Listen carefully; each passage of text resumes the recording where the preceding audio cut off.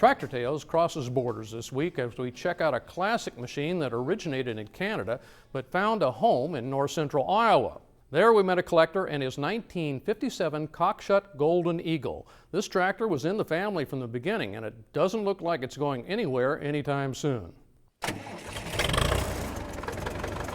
Bought new by my father in 1957. It's been a workhorse on the farm ever since he bought it. I grew up on the tractor.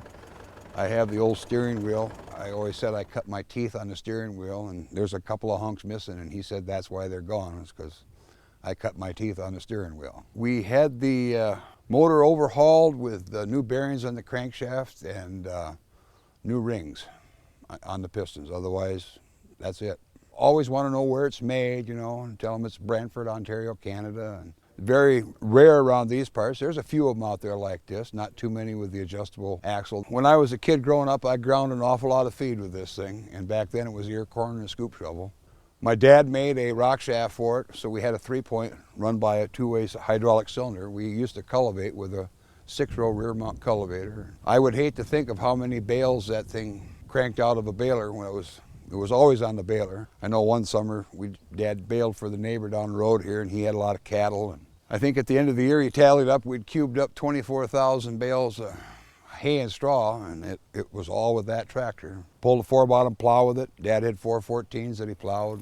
Very easy to steer for not having power steering. It's probably one of the easiest steering tractors with no power steering that I've ever been on. It's a joy to drive. You know, the seat isn't the best, but when I was looking for parts for this tractor, why, there's a toolbox underneath this seat that slides out. And the guy that I was ordering the toolbox from said, "Oh, you have the deluxe seat." Well, if that was the deluxe seat, I'd sure hate to see the cheap one. Because man that spent 10 hours a day on that seat, he had a day.